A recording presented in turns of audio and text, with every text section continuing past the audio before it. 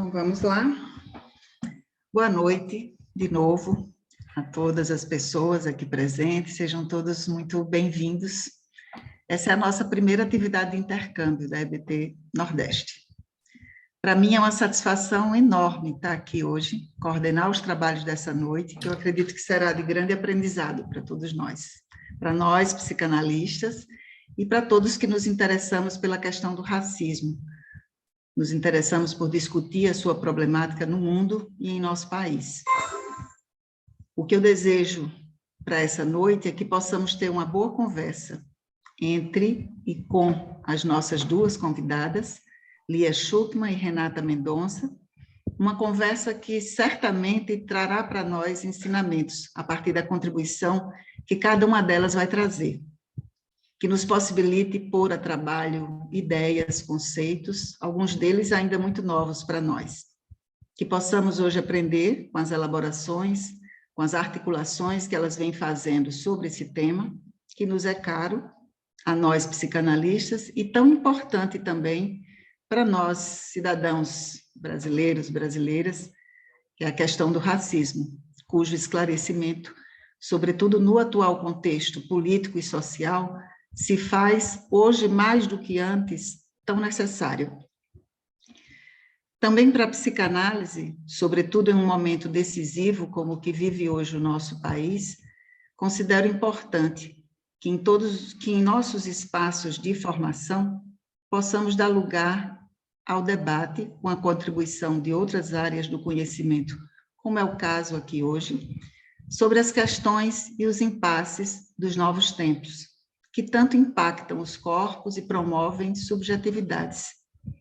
Há uma psicanálise que tem como orientação ética recolher o singular de cada um.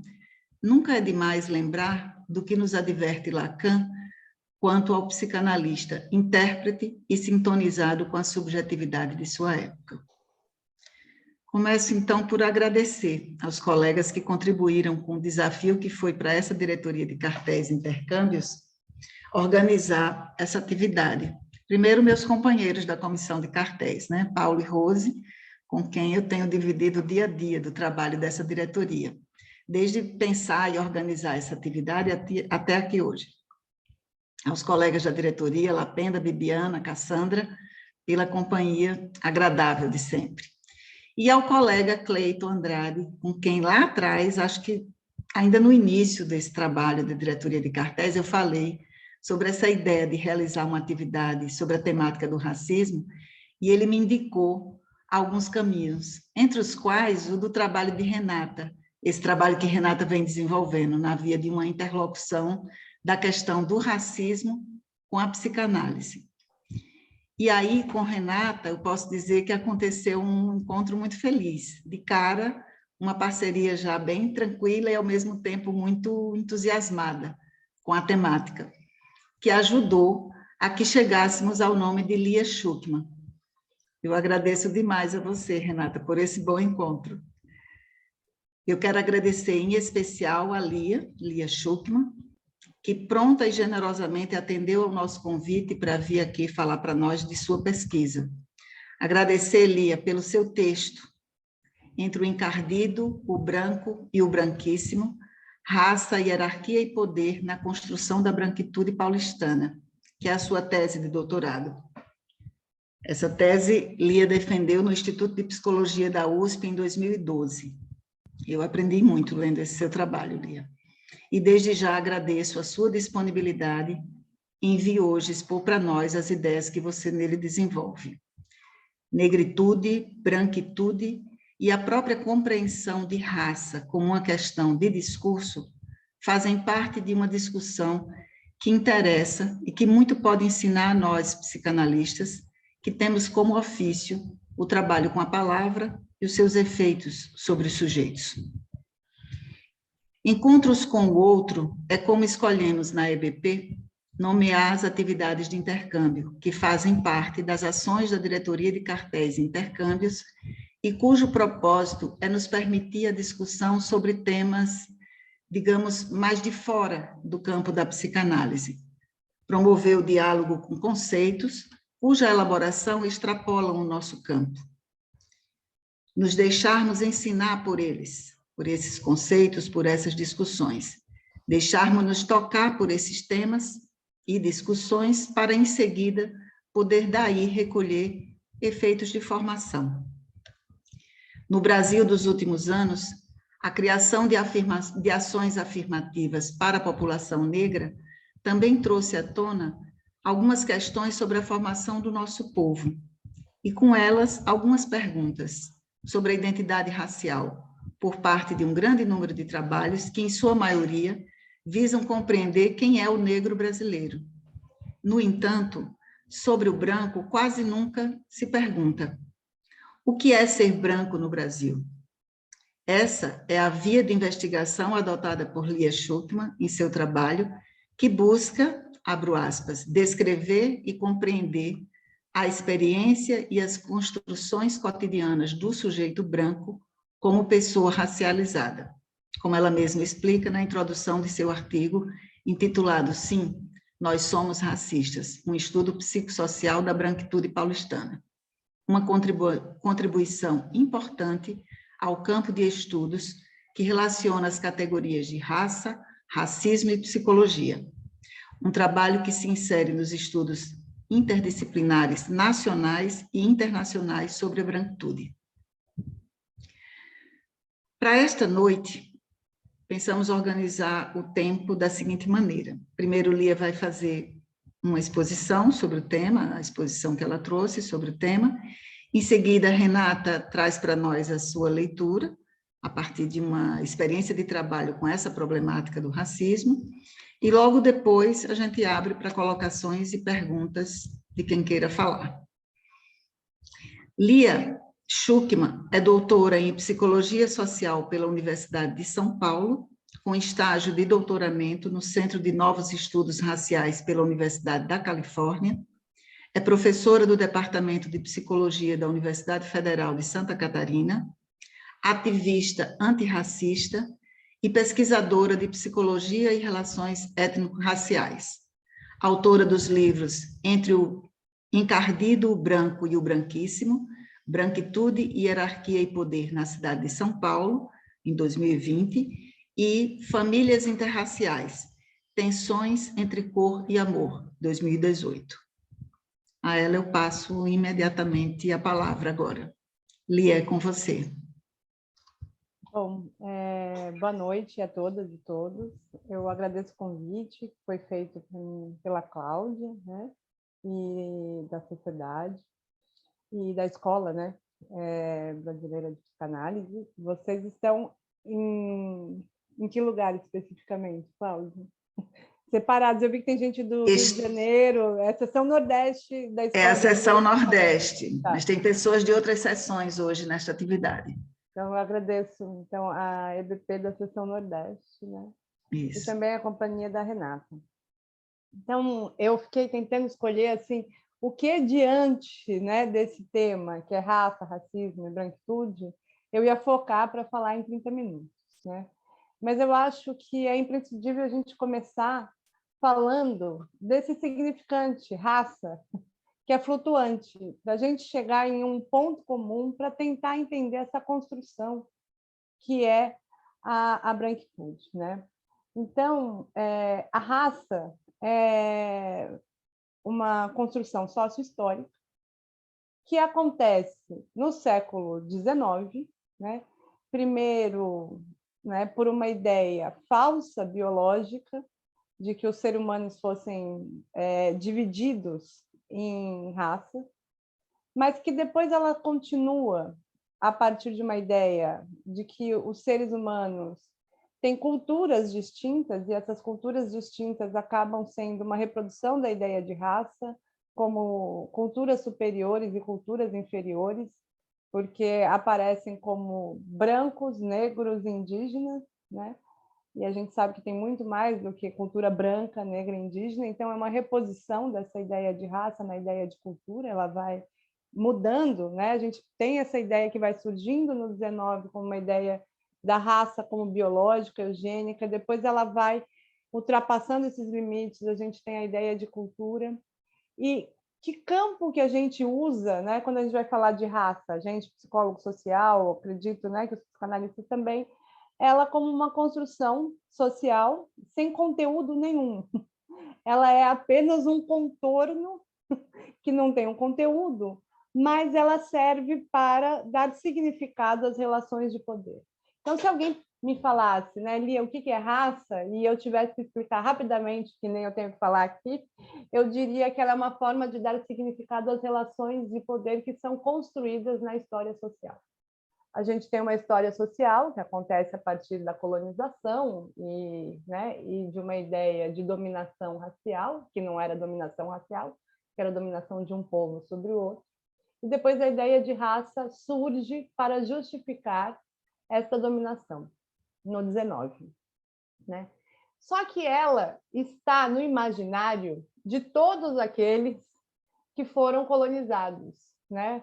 Ou seja, de quase todos os lugares do globo, porque ela surge na Europa, mas ela vai para a Ásia, ela vai para a África, ela vai, né? E para as Américas e capilariza no tecido social. Então, quando a gente está falando de raça, a gente está falando do quê? Né? Vocês já se perguntaram do que a gente está falando? Provavelmente muita gente associa raça naturalmente à ideia de cor. São conceitos diferentes, mas que no Brasil acoplam um ao outro, né? Nem sempre a ideia de raça precisou da ideia de cor para funcionar. A ideia de raça ela é sempre um discurso sobre origem, e que essa origem determinaria comportamentos morais, intelectuais, estéticos de um sujeito. Por que eu estou falando isso? Né?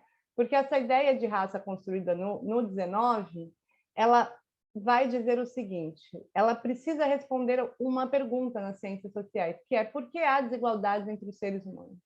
Se eu perguntasse para vocês por que há desigualdades entre os seres humanos, provavelmente do campo progressista, por causa do capitalismo, da exploração de um homem sobre o homem, né? As respostas seriam da história social.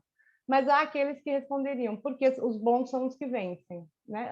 Quem já ouviu isso? Os bons são os que vencem. Aparece no discurso, certo? A ideia de raça, ela nasce dizendo isso, né?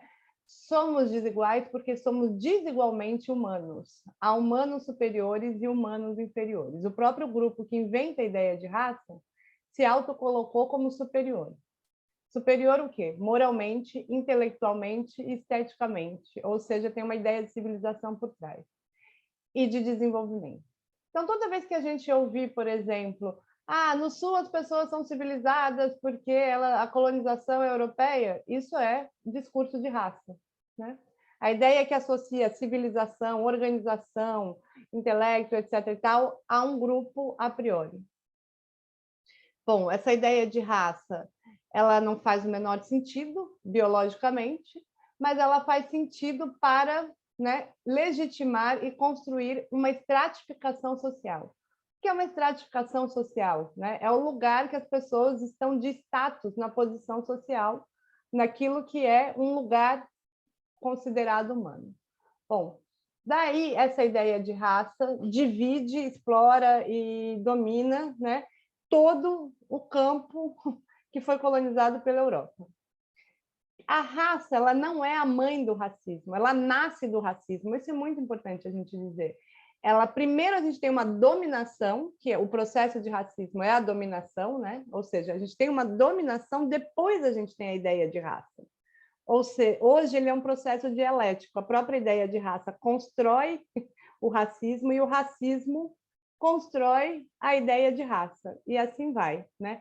Porque a gente não pode falar que a raça é uma construção social que aconteceu lá atrás, no 19, mas que ela parou de ser construída. Ela está sendo construída todos os dias, em todos os lugares, né? Quando George Floyd recebe uma pisada de um policial, aquilo é uma construção de raça. Este é o lugar desse sujeito. Quando a polícia entra num território, quando o jacarezinho, né? A ideia de raça é que permite que aquelas pessoas possam ser agredidas daquela forma, mas ao serem agredidas daquela forma, se constrói a ideia de raça. Então, a gente tem uma construção histórica. Por que eu estou falando isso? Porque os grupos raciais não existem a priori. Não existe o branco, o negro, o indígena lá atrás. Eles são construídos e formados historicamente. Então, essa formação de raça, quando ela é construída a partir desses parâmetros, que há moralmente, intelectualmente, esteticamente, uma ideia de superioridade. E uma pesquisa, tudo isso para introduzir o que é a minha pesquisa, né? Foi tentar entender se essa ideia de raça, construída no 19, produz e é apropriada, ou, na linguagem psicanalítica, ou introjetada pelos sujeitos brancos, e de que forma esses sujeitos se apropriam dessa ideia de raça, né? E não como uma influência, não como algo que está lá fora, mas que constitui o sujeito numa sociedade que tem racismo estrutural. O que é dizer que uma sociedade tem racismo estrutural, né? E eu acho bem importante dizer isso. Quando a gente diz que a sociedade tem racismo estrutural, a gente está dizendo, se eu tivesse que resumir rápido, porque não vai dar tempo de falar tudo, é que se tudo acontecer em sua normalidade, o resultado vai ser racista. Como assim? Se tudo acontecer em sua normalidade, o resultado vai ser racista. Eu vou até botar uma fotinho aqui, que eu gosto bastante, que é esse aqui é o TJ da cidade de São Paulo. Não está escrito Only White People aqui, tá?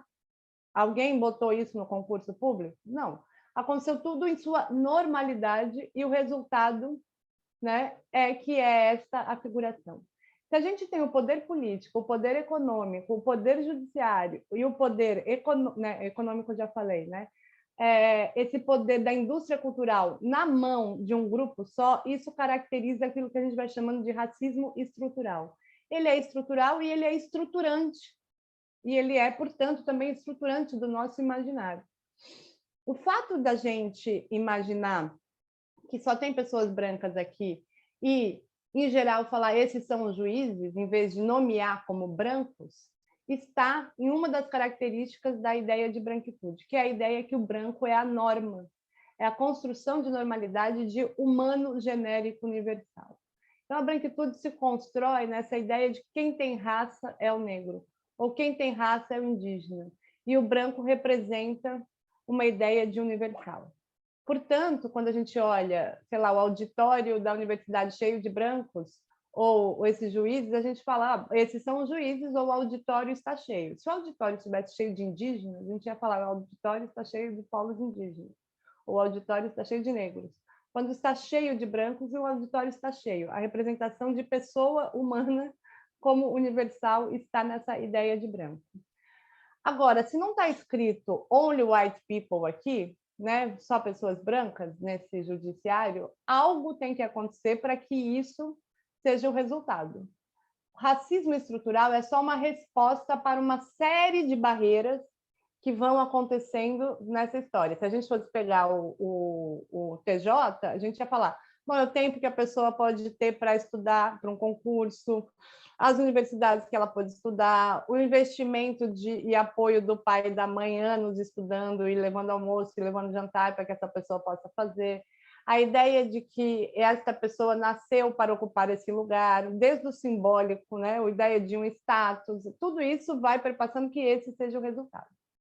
Por que eu gosto de falar isso? Porque a branquitude é um lugar de vantagem dentro das sociedades onde tem racismo estrutural.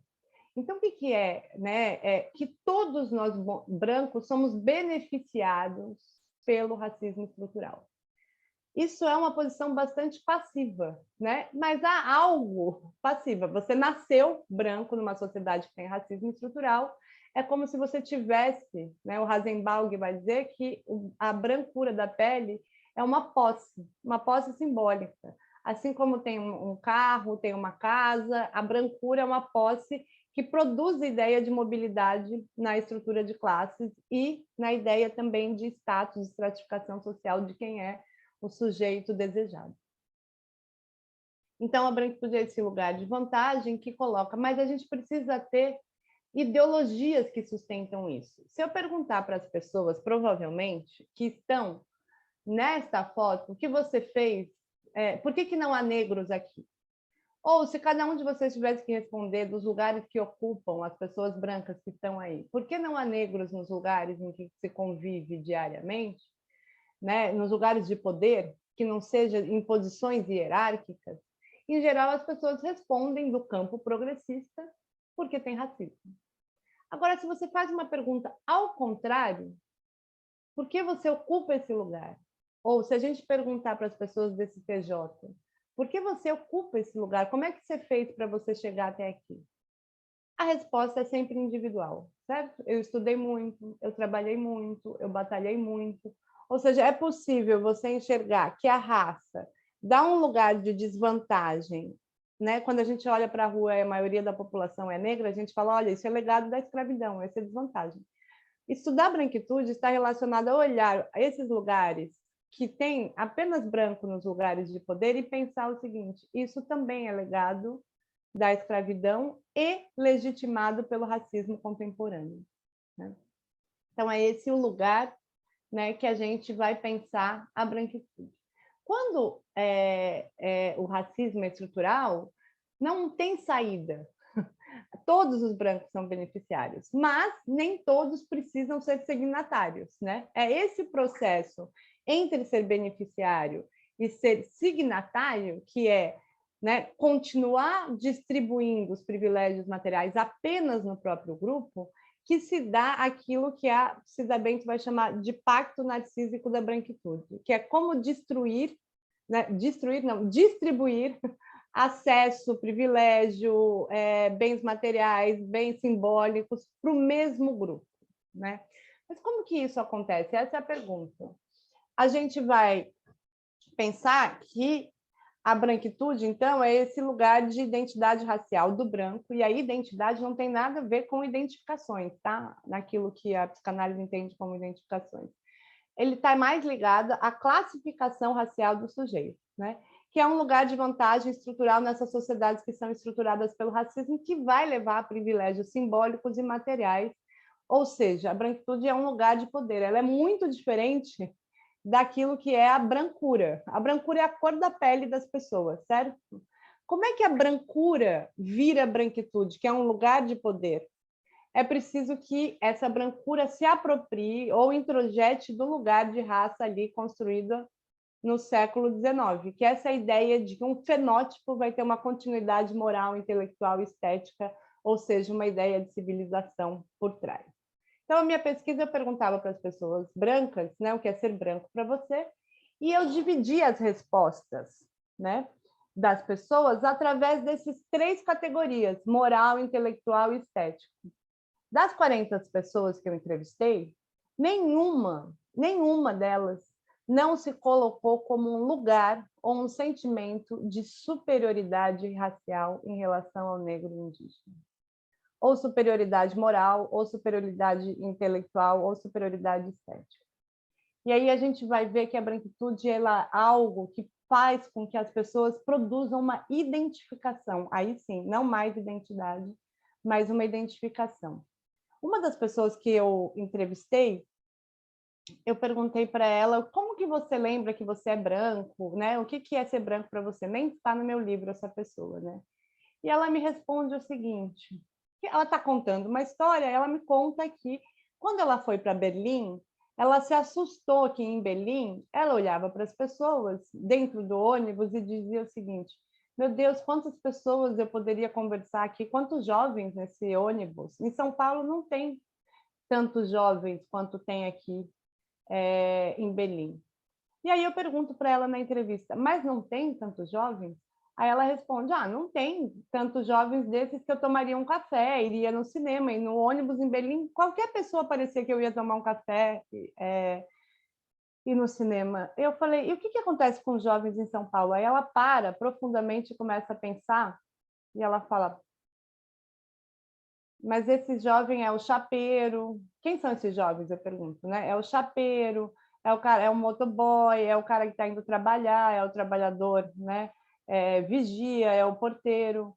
E aí eu pergunto, mas em Berlim também não é a classe trabalhadora que está no ônibus, que também é porteiro, vigia, pintor, né? E ela fala, é.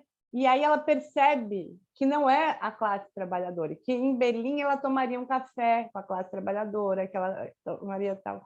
E eu pergunto, o que tem essas pessoas? E ela fala, essas pessoas se parecem comigo. Veja, ela é uma paulistana. Ela tem uma identificação com alguém que fala alemão, que é uma língua que ela não fala, mas não tem uma identificação com esse sujeito trabalhador descendente, né? muitas vezes, né, que foi trabalhar em São Paulo do Nordeste, mas que é de ascendência indígena e negro, né? Essa pessoa ela não tem identificação. É a mesma pessoa vai me contando que ela faz uma viagem para a Bolívia e que ela olha para as pessoas, né, e vai olhando para a Bolívia, e ela não é uma pessoa do partido nazista, tá, gente? Nem white power, nem nada disso. Ela é do campo esquerda, progressista, enfim. Ela vai em Belém andando, em Belém não, na Bolívia andando, e ela vai falando, meu Deus, quantas pessoas feias, quanta gente feia. Ela tinha essa sensação. E ela chega no albergue que ela estava, e ela começa a chegar os italianos e portugueses, ela fala, nossa, agora chegou gente com quem eu posso conversar. Eu dei esse exemplo, mas para dizer que essa própria ideia de raça, ela faz uma divisão dentro daquilo que é a categoria humanos, com uma ideia, né, de que há humanos superiores e humanos inferiores. E as pessoas introjetam isso. Porque para o branco esse é um lugar, né, que atribui um privilégio simbólico que está ligado a diversas coisas, mas assim, recai sobre esse sujeito a ideia de beleza, recai sobre essa ideia a ideia de competência, né? Se a gente pensar e falar, fecha o olho agora, imagine um médico para fazer uma cirurgia no coração, né, de vocês amanhã. Provavelmente ninguém imaginou uma mulher negra. Ou seja, porque é estruturante do nosso imaginário aquilo que é o racismo estrutural, do que é a ideia de competência, do que é a ideia de inteligência. E eu fui entrevistando as pessoas e ninguém saía disso. Era impressionante. Ninguém dos entrevistados conseguia não acreditar nisso. Isso era apropriado pelos sujeitos, né? São várias falas que talvez depois a Cláudia, se quiser, pode passar, eu posso passar o link ou o PDF do livro, mas é impressionante como as falas dos sujeitos são de quem se apropriou dessa ideia de raça e introjetou esse lugar e esse sentimento de superioridade racial. Bom, então a branquitude é esse lugar que dá privilégios simbólicos e materiais, mas nesse privilégios simbólicos e materiais, a gente pode pensar que, né, são vários, mas um dos mais chocantes é a ideia de uma epistemologia, de uma história que conta a história dos brancos de forma muito desigual à história dos negros. Por exemplo, eu posso estar segura de que meus filhos vão receber materiais curriculares que testemunhem a existência da sua raça, né? O que eu quero dizer com isso? Como é que a história dos europeus e da Europa é contada? A gente não começa a história da Europa a partir do dia que eles escravizaram os africanos, começa? Mas a gente começa a história dos africanos a partir da escravidão. É essa imagem que está no livro didático. A gente não começa do Egito Antigo, ou do Reino do Congo, ou da Nigéria, ou a gente sabe que veio para o Brasil italianos, alemães, né, portugueses, holandeses. A gente não sabe que veio, né, diferentes povos, de diferentes reinos, de diferentes lugares, né, que existia uma África antes da colonização, que tinha uma organização social. A gente não compreende como é que essa organização social se reorganiza no Brasil a partir dessas culturas. Que quando a gente tem tais religiões, isso significa uma predominância do Iorubá. Mas a gente sabe que o cristianismo é uma predominância europeia, né? Então, a gente tem uma história muito mal contada, e isso vai fazer, né, com um fenômeno que a branquitude, talvez isso seja o mais fundamental de compreender, ela é uma particularidade que se pretende universal. O que é ser uma particularidade que se pretende universal? Se eu perguntar, né, para vocês onde nasceu a filosofia, provavelmente muitos de vocês vão me responder na Grécia, certo? Onde nasceu a filosofia? Provavelmente muitos respondam na Grécia. E o que nasceu na Grécia? A filosofia grega, a filosofia chinesa na China, a filosofia tupi no Brasil, a filosofia egípcia no Egito, certo? O problema da branquitude é transformar a filosofia grega em a filosofia, tornar o padrão de beleza construído na Itália renascentista, o nariz fino, o cabelo não sei o que, tal como padrão de beleza no Acre em 2022. E essa ideia, né, que vai tornando aquilo que é particular como universal, ela está no campo todo epistemológico daquilo que é a psicologia. A construção da epistemologia dessa ciência chamada psicologia, que parte de um humano genérico, que é um humano localizado, particular. Não tem nenhum problema com esse humano, mas ele é um humano particular. Todas as culturas são particulares. O problema é uma cultura particular a partir da dominação, que é isso que se faz, a partir de uma dominação simbólica, colonial, de exploração, de dominação, se tornar uma ideia de padrão de humano universal. Né? Por exemplo, se a gente lê a nota de rodapé do Kant ou do Piaget, ninguém fala assim, nossa, que estudo específico. Geralmente, estou estudando filosofia, sei lá, psicologia do Piaget. Agora, a pessoa estuda raça e ela está estudando um assunto específico. Ou ela estuda gênero e está estudando um assunto específico. Gênero e sexualidade específico.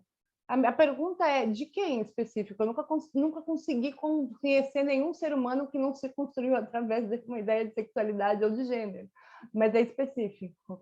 Ou seja, é específico por quê? Porque começa a ser uma demanda daquilo que é pensado como uma minoria que demanda, minoria política, que aquilo seja estudado. Agora, a nota de rodapé do Piaget não é uma coisa específica, ela se torna universal. Nisso vai dar tudo que uma filosofia de hoje em dia tem estudado, que se chama injustiça epistemológica, na qual se coloca o conhecimento produzido por uns num lugar muito a ideia de genérico universal, enquanto de outros como específico, né? E isso também vai acontecer com a ideia de humano que está atrás desses sujeitos que produzem esse conhecimento. Fundamentalmente, se a gente for pensar, eu vou só mostrar mais uma imagem que, para mim, essa é o maior exemplo de branquitude. E eu pensei o seguinte, Cláudia, eu não falar tanto e deixar bastante tempo para a gente conversar, porque eu falo até melhor com perguntas, né? Deixa eu ver se eu consigo mostrar uma imagem aqui para vocês, que para mim ela é a mais chocante e maior exemplo, né, da ideia de branquitude. Não essa, mas eu vou... Ai, não estou conseguindo dividir. Vocês estão aí? Vocês estão vendo essa imagem? Então, se eu pergunto para as pessoas, né, quem é isso que eu estou falando, né? Quem é que está vestido com uma roupa étnica, né? Provavelmente vocês me respondem que é esse homem negro, né? Agora, a roupa de terno e gravata, ela não é vista como uma roupa étnica, certo? Ela é vista como uma roupa normal. E isso está no jogo, né, daquilo que é a ideia de produzir a raça no outro. Agora, se a gente for pensar, o que é uma roupa étnica? É uma roupa que tem algum significado compartilhado para um grupo, certo? Terno e gravata, ela tem um significado, é uma roupa corporativa que mostra que a pessoa está bem vestida, etc, etc, etc, para um grupo social, dentro de uma cultura. Ela não é vista como roupa étnica, mas isso parece um exemplo bem besta. Agora, olha a violência que isso pode gerar. Essa é a foto de um colega meu que estava fazendo propaganda da cirurgia plástica que ele está fazendo, que agora está na moda a harmonização facial branca, né? Padronização facial branca, que se chama harmonização facial, sei lá qual é o nome disso.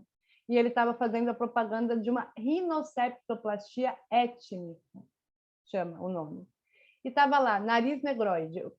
Para mim é muito violento, né?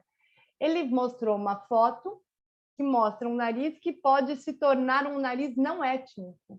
Vocês entendem que tem um nariz na qual essa cirurgia que ele vai fazer, que é a rinoceptoplastia, pode se tornar um nariz não étnico. E de quem é o nariz não étnico? É do branco. O outro tem nariz étnico, né? Essa foto é muito marcante porque ela produz essa ideia dentro da subjetividade de que ela é, né, uma metáfora, essa foto, do que é a branquitude. O outro precisa se corrigir, ou adaptar, ou evoluir, ou civilizar, desde 1500, para tornar-se este grupo dominante. Ou precisa aprender de comer de garfo e faca, ou precisa falar de erudito, ou precisa aprender isso, ou precisa aprender aquilo, ou precisa virar cristão, ou precisa se tornar branco, ou precisa ter o nariz fino, ou precisa ter o cabelo alisado. Então, essa é uma identidade que ela não é uma particularidade como as outras identidades são, porque ela é homicida, a partir dessa ideia de dominação, com essa ideia de superioridade. Veja, essa ideia de que é um nariz que pode se tornar não étnico pressupõe um não ético no branco, mas principalmente pressupõe muitas adaptações em que o outro precisa fazer para se tornar este aqui.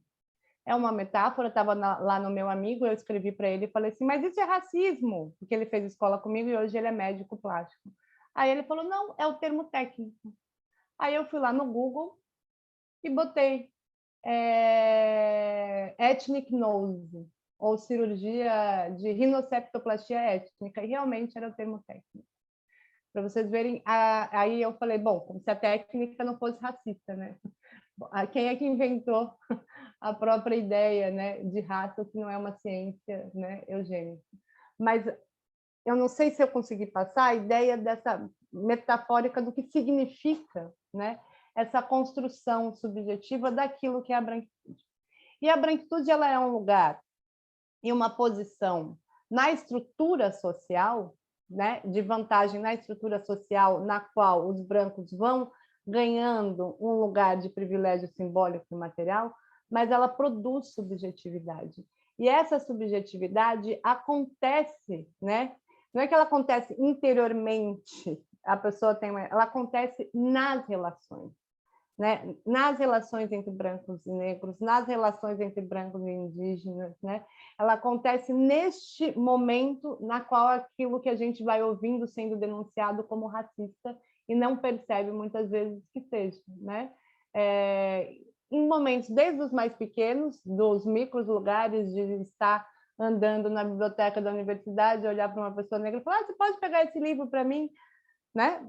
Até o extrema violência que pode ser o passo, né, que a gente está num país em que em um dia, né, a polícia pode entrar e matar uma pessoa que está indo buscar o filho na escola, uma pessoa que está indo comprar pão de manhã, uma pessoa que está um homem que está indo falar sobre o jogo de futebol no outro dia, estou contando exemplos reais, que são as pessoas, né, que morreram no Jacarezinho, 28 homens negros, de dia, à luz armada, sem que esse país pare. A pergunta não é apenas como é que se mata 28 homens jovens indo um falar de futebol, o outro indo levar uma criança na escola, o outro indo comprar pão de manhã. Vocês imaginam isso acontecendo na orla de Fortaleza? 28 homens brancos sendo assassinados, se não ia parar? 28 homens brancos ali, comprando pão. E, né? E o fato de não parar só pode estar associado a uma desumanização que se produz nessa construção racial, né? E uma não escuta e um não olhar para isso como uma questão racial. É a naturalização de que essas pessoas podem ser a pessoa que vai buscar o livro na biblioteca, mas que elas podem ser assassinadas à luz do olho de todo mundo sem que isso cause comoção. Porque o racismo retira a humanidade, né, de quem está sendo assassinado, mas também retira daquele que não se comove, não para o país e não escuta aquilo que está acontecendo na frente. Eu vi mais psicanalistas, por exemplo, mais psicólogos se organizando contra uma universidade de psicanálise do que contra qualquer chacina que teve diariamente nesse país, né? Então, a pergunta maior é o que faz com que brancos nesse país não parem ao ver 28 jovens serem assassinados à luz do dia? Se não é a apropriação dessa branquitude como um lugar de superioridade que desumaniza o outro, né?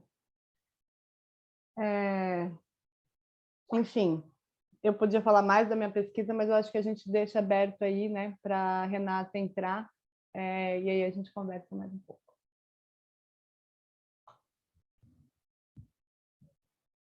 Obrigada, Lia, por essa explanação tão rica, tanta coisa para a gente. Agora eu passo a palavra para Renata. Renata é uma colega nossa, psicanalista, participa da EBP Seção Minas e do Instituto de Psicanálise e Saúde Mental de Minas, onde ela participa do ateliê de psicanálise e segregação. Atualmente, Renata participa do coletivo Ocupação, ligado ao Psilax, da UFMG, uma ação que envolve os estados do Rio de Janeiro, Bahia e Espírito Santo. Nesse coletivo, se pesquisa sobre uma psicanálise que inclui questões de raça, onde se pergunta pelos efeitos do racismo sobre os sujeitos e no inconsciente de negros e brancos. Renata é pesquisadora do Ocupação e também dá supervisão nesse coletivo, em Minas. A palavra é sua, Renata. Bem, gente, vamos lá, né? Boa noite a todas as pessoas, todos e todas que estão aqui. Queria agradecer muito a Lia Schuckmann por ter aceito, né, esse convite, através da Cláudia. Já nos encontramos, eu e Lia, e ela sabe o tanto que eu gosto do trabalho dela. Eu sempre começo assim, falando que, nossa, que bom que eu estou conversando com a Lia Schuckmann, né, porque aprendo demais, né, com esse trabalho, e admiro muito. Agradecer o convite da Cláudia, né, que realmente foi um bom encontro, um encontro surpreendente, muito bom, né, Cláudia? A gente conversou muito sobre como que a gente ia construir isso, né, o acolhimento do Paulo, o acolhimento da Rose, né, da comissão de cartéis, e agradecer ao Cleito também, né, que apontou aí o trabalho, a gente também é muito parceiro de trabalho, que bom que a gente está aqui hoje. Bem, eu trouxe um pequeno texto, pequeno mesmo, mas eu queria fazer 2 comentários antes, de 2 lembranças que me vieram com a fala da Lia Schuckmann. Uma das lembranças é uma que eu levei já no seminário do Rio, que é Psicanálise Política, com Marcos André Vieira, que eu também estou num laboratório do CIEM, A Escola e Suas Cores. E numa conversação numa das escolas, um professor traz algo muito importante em relação a essa questão dos corpos, né? Que ela traz aí sobre as alterações, alisar o cabelo, isso. Ele disse que quando ele era adolescente, ele tinha um colega, um amigo, e o apelido dele era Choque. Por quê? Antes de ir para a escola, ele acordava às 5 horas da manhã para pranchar o cabelo, deixar o cabelo espetado. E ele fala com ele que quando ele crescesse, ele faria um implante de cabelo liso. Então, eu acho isso extremamente, como a Lia falou, violento. E, nessa fala dela, eu me lembrei de um primeiro encontro que eu tive com a Lia, que ela traz um exemplo, que eu vou usar, que eu acho que foi um exemplo que eu aprendi muito. Que ela diz assim, quando você leva o seu filho para a escola, a primeira vez, e vai apresentar a escola para essa criança, apresenta para a diretora, apresenta para os professores, apresenta para outros, e não apresenta, ou mesmo assim apresenta, ao pessoal da cozinha, ao porteiro, né? Essa criança, sendo negra ou branca, ela vai entender quem importa e quem não importa. Que tem algo que é construído independente das famílias nucleares e com as famílias nucleares. Né? No livro Tornar-se Negro, né, da Neuza Santos Souza, ela também faz uma pesquisa, né, localizando as falas das famílias sobre os corpos das pessoas negras e o efeito disso sobre elas. Então, é por isso também que eu, né, e nós aqui que estamos aqui, estamos pensando, né, em como que a psicanálise tem uma função, né, nesse trabalho. Bem, meu texto começa por um outro ponto, mas vamos lá. Ficamos nos perguntando, a partir do Analistas pela Democracia, o que estamos vivendo hoje. O que constatamos neste momento, a meu ver, é o crescimento constante do fundamentalismo religioso, o qual Lacan cantou à pedra. falou desta possibilidade. Esse fundamentalismo ocupando os espaços de um Estado que deveria ser laico, ocupando as instituições escolares e universitárias, a arte, e querem ocupar, inclusive, a psicanálise. A gente já vem aí lutando há um tempo, né, em relação a isso. A decisão por tocar nesse assunto passa por um ponto. Quando o Brasil foi invadido, passou a ter esse nome e a ser considerado uma nova terra, o colonizador branco europeu já havia construído uma civilização marcada pelo que Gessé Souza chama de moralidade. Essa moralidade, para Souza, é como se constrói o racismo. Souza constrói a hipótese da moralidade a partir da religião judaica, em que ocorre a crença do Deus único, ao invés da ideia dos vários deuses e do cosmos.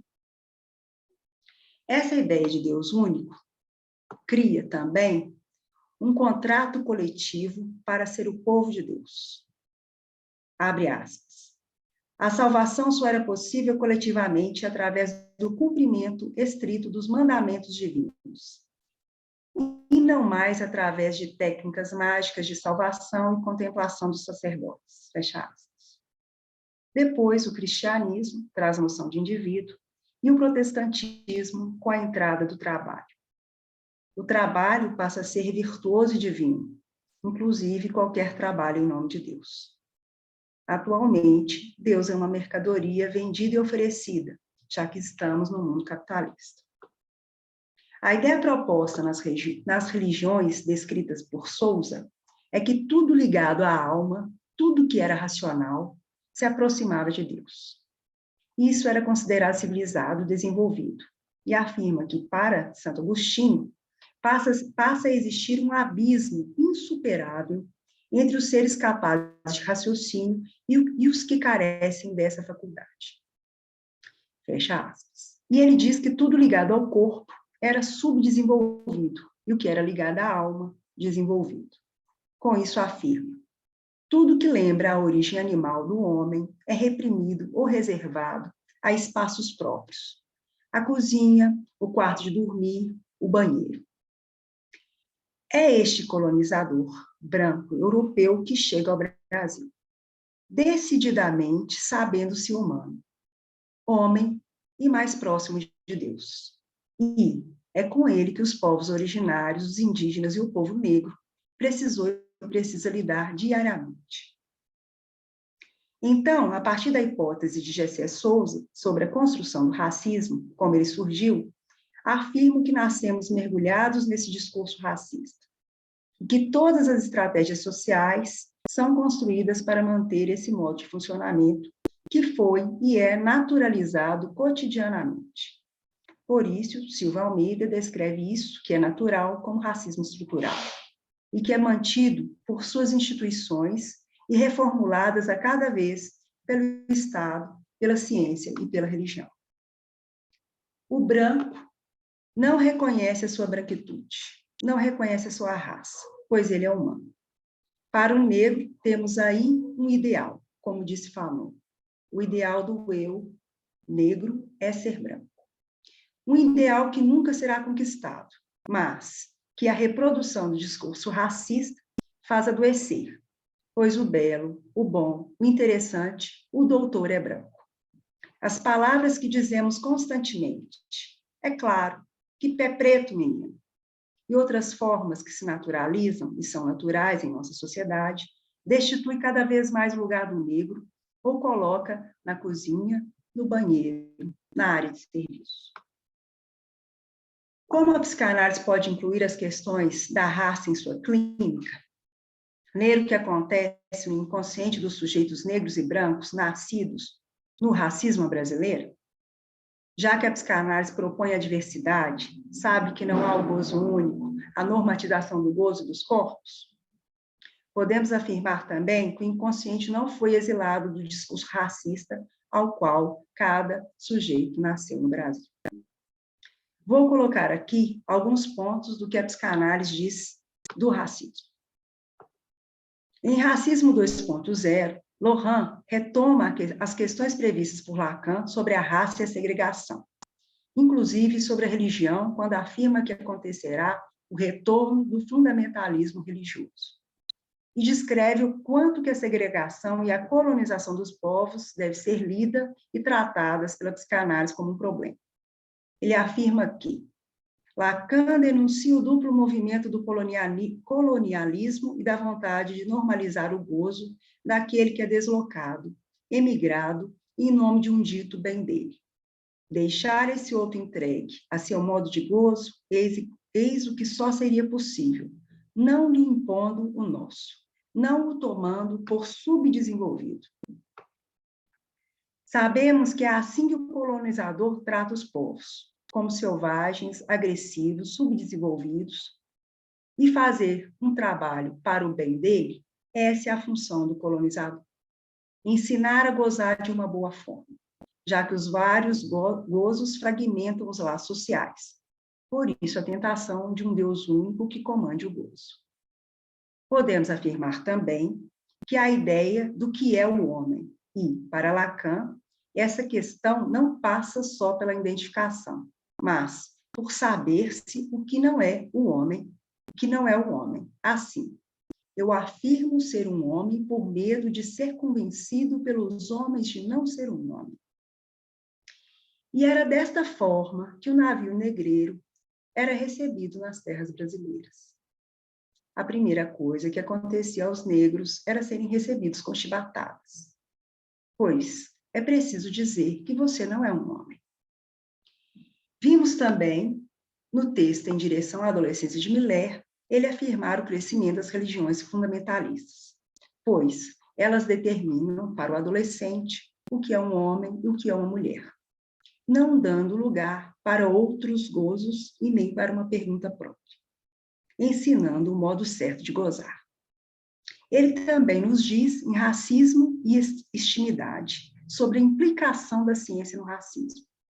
A gente sabe de uma implicação inicial, né, de dizer da proximidade do negro com o macaco, né, que é uma falácia. Mas ele diz uma implicação que ele chama de atual, moderna, que inclui a psicanálise. Uma ciência que sustenta que o outro é igual e afirma que esse humanismo se desorienta completamente quando o real do outro se manifesta como não sendo de forma alguma um igual. Há, então, insurgência do escândalo. Não há outro recurso senão invocar uma irracionalidade qualquer, uma infantilidade, uma agressividade, sempre localizada no negro ou no indígena. É sempre assim, quando o negro fala mais alto, ele é agressivo, né? Quando o indígena fala, ele é infantil. Com isso, a fachada humanitária do colonialismo. Assim, podemos afirmar que a psicanálise está implicada e precisa estar a trabalho, pois ela é laço social. Ela lida com a diversidade, pode colocar luz, interpretar as várias situações que tomam como resposta um gozo único. Para que o psicanalista esteja à altura da subjetividade de sua época, é necessário ler as questões raciais, sem dar a elas somente um olhar da identificação. Pois Lohan, em O Analista Cidadão, já nos alertava que o psicanalista não pode mais ficar na função do especialista da desidentificação. É necessário ser um analista cidadão, entrando no dispositivo da saúde mental, do adolescente infrator e também, digo, nas questões sobre a raça. Não entraremos na compreensão, mas na escuta que pode ler para além da identificação. Essa posição de Lohan não é nova, é anterior ao movimento que estamos vivendo em nossos consultórios. Pessoas pedindo para serem atendidas por analistas negros. Esse pedido deve ser lido e não rechaçado, escutado, já que a psicanálise tem relação com o laço social, o laço com o outro e com os outros, com a cidade e com a subjetividade de sua época, já que, como diz Miller, é preciso diferenciar o gozo particular de cada um do gozo que, enquanto modo, se elabora, se constrói e se sustenta em um grupo. Gostaria de concluir dizendo que, independente do corpo do analista, ou melhor dizendo, o corpo que o analisante vê e reconhece do analista, dar um lugar, ler as questões raciais, implica uma posição ética.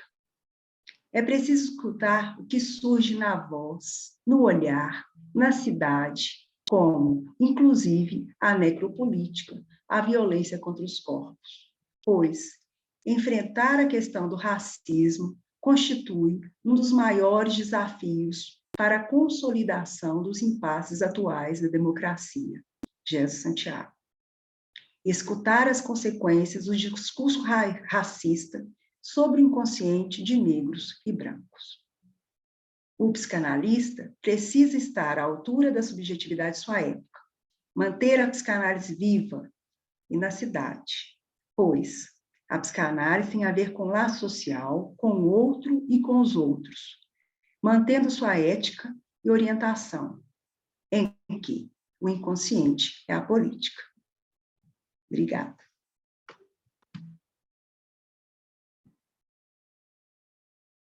Obrigada, Renata. Obrigada pelas suas articulações, por trazer para perto essa questão do racismo.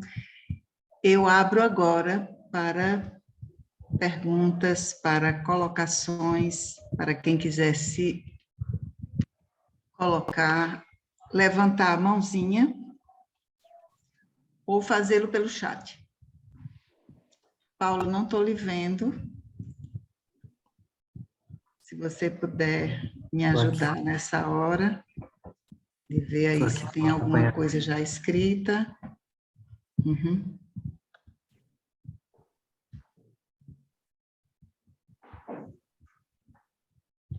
Eu queria comentar uma coisa, aproveitar, porque é algo que a Alia traz, muito pertinente no livro dela, na pesquisa, né, sobre a questão da branquitude, e me parece que é uma questão, assim, né, para nós psicanalistas, e também pensando aqui, como que, de alguma forma, parece isso que a Alia chama de introjeção, que é, de alguma forma, a gente nascer nesse discurso e não se perguntar sobre o próprio corpo.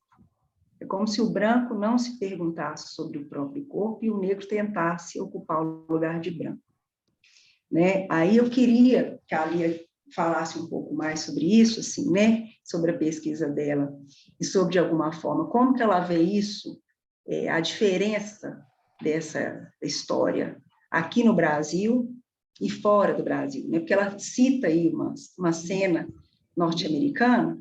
Ao mesmo tempo, a gente sabe que há uma diferença, porque em alguns países o racismo foi meio que oficializado, né? A gente teve, e isso parece que estabeleceu um outro modo de lidar, enquanto que aqui não, parece que a coisa é um pouco, tem uma certa democracia racial, tem não, né? Que é uma mentira, né? Mas foi estabelecida a democracia racial, e no livro dela tem uma coisa que eu acho muito interessante também, apesar de ser muito triste, né? Mas é assim, como pesquisador a gente acha interessante, mas é horrível, né? Quando ela conta lá sobre o início dessa lógica da branquitude, da miscigenação, né? Que foi uma articulação da ciência, não foi uma coisa que foi acontecendo automaticamente, né, Lia? Eu acho que a gente não trata disso. Então, eu queria que ela falasse um pouco mais disso para a gente. Bom, poderia passar já para a Lia e a gente vai esperando outras inscrições. Eu quis fazer uma fala mais rápida, mas aí você me traz elementos para escolher o que falar, né? Há várias formas de sustentar o racismo, né? E nos Estados Unidos, por exemplo, no pós-abolição, eles precisaram de uma lei oficialmente de coerção, né? Para colocar brancos e negros a partir da Jim Crow. Nos Estados Unidos, né, precisou de uma lei oficial. Na África do Sul, o apartheid.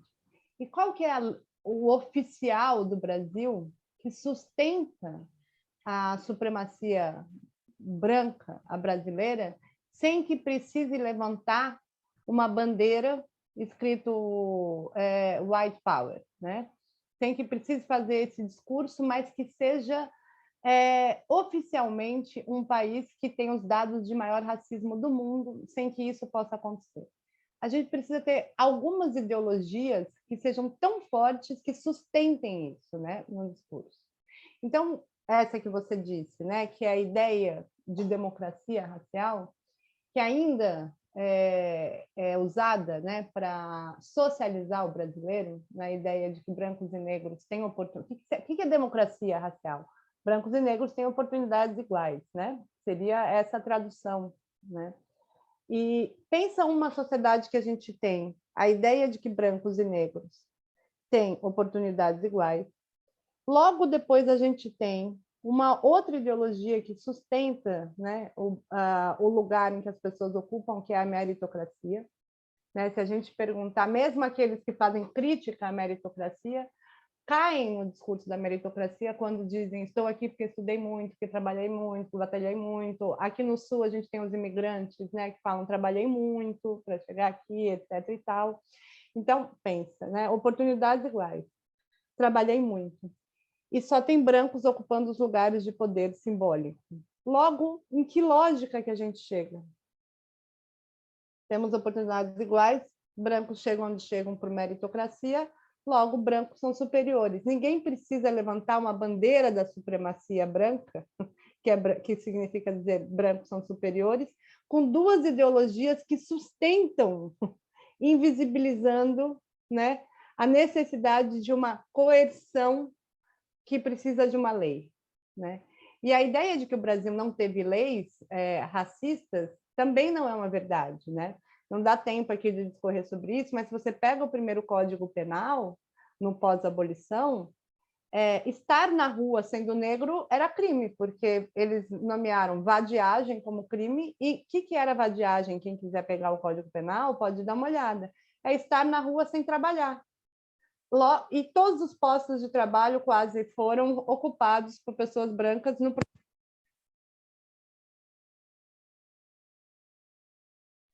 Lia, seu microfone. Dá para me ouvir? Agora sim, voltou. Acho que eu bati com o pé no microfone. Uhum. A ideia de hoje em dia de que há um crime penal, que é o crime de rua, né? Por exemplo, por que roubar um celular é um crime penal? Alguém consegue racionalmente explicar por que um roubo de propriedade, que pode ser, sei lá, devolvido, ou pode ser outra coisa, é um crime penal? Aquilo que é nomeado como crime de rua, que é quem é esse criminoso? O Brasil criou um criminoso antes do crime, né? Então, a gente tem um corpo criminoso antes do crime e um não criminoso mesmo após o crime, porque a gente consegue rapidamente ver que há um criminoso antes do crime, mas não consegue fazer o contrário, que é o jovem de classe média carregando sei lá quanto de cocaína sendo visto como jovem tal, que não é um criminoso, né? Então, a gente tem isso no Brasil. Agora, sobre o corpo, né, que você me pergunta, o corpo não é nada, a priori, né? A gente precisa que tenha muitos significados que recaiam sobre um corpo para que ele adquira esse lugar de status, né? Porque um corpo branco, um corpo negro, como é que um corpo vira raça? O que é a cor da pele? Ela é uma característica física tão arbitrária e tão diferente uma da outra quanto tamanho de pé ou altura, certo? A altura é uma característica que as pessoas adultas têm, sei lá, entre 80, sei lá, 80 centímetros a 2,10 metros, explorando bastante ali essa altura. A cor das pessoas, se vocês olharem aqui, provavelmente vocês não vão ver nenhuma pessoa branca assim. E possivelmente vocês não vão ver nenhuma pessoa preta assim, certo? Como é que uma cor, que é uma característica que as pessoas são de verdade marrom, bege, rosa, etc. e tal, vira raça? A gente precisa da hierarquia, né? E da dominação para que cor vire raça. Então, vai lá, como é que uma criança ela está ali vendo cor? Cor é uma característica física, logo na primeira infância, das pessoas, tal qual tantas outras. Então, a criança vê, você é... meu filho falava, minha mãe é rosa. Ele nunca falou, minha mãe era branca, é branca, até uma certa idade, né? E aí, esse exemplo que você deu, Renata, que foi uma vez que eu dei, como é que meu filho começou a transformar cor em raça, ele precisou ver que havia lugares para certas pessoas ocuparem e outros lugares que outras pessoas ocupavam. Por isso que eu dei esse exemplo da escola, né, que foi como meu filho aprendeu a transformar cor em raça. Ele simplesmente, né, foi na escola e a escola foi apresentada, essa é a diretora, se você precisar de carinho ou afeto, você procura ela, essa é a professora tal, se você precisar de... Essa chama Joana, se você precisar de algum material pedagógico, procura ela, se você precisar da nutricionista e tiver alguma alergia, você procura a Camila, e assim foram sendo apresentadas pessoas brancas. As pessoas negras, que eram as merendeiras, a pessoa que trabalhava na limpeza e na segurança da escola, não foram apresentados para o meu filho no primeiro dia de aula, né? Naquele dia ele aprendeu que tinha pessoas que importam, a ocupação delas era importante para a escola. Se ele precisasse de cuidado, saber, carinho, afeto, eram essas pessoas que ele tinha que procurar. E tinham pessoas que não tinham nome, não importava, a função dela não era importante para a escola, e, né, essas pessoas eram todas negras. Até aí eu não tinha entendido que ele tinha aprendido raça, né? Mas no outro dia ele viu uma pessoa com a mesma roupa da terceirizada, que eram das mulheres seguranças e da limpeza. E ele virou para mim e falou, mamãe, aquela pessoa não tinha que ser marrom?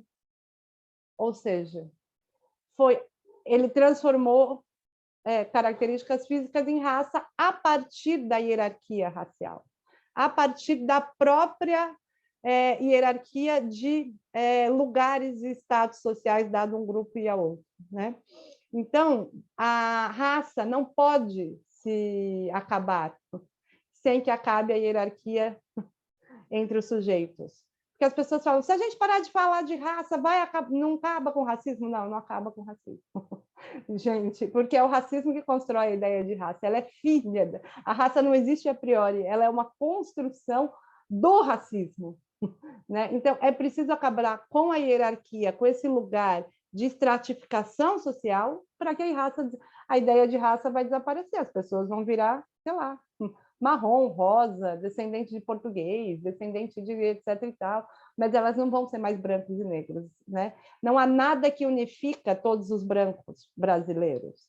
O que, por exemplo, uma pessoa descendente de português, sei lá, no Recife, tem de parecido com, sei lá, culturalmente, com um sírio libanês que veio imigrar para o Brasil, muçulmano? Possivelmente nada.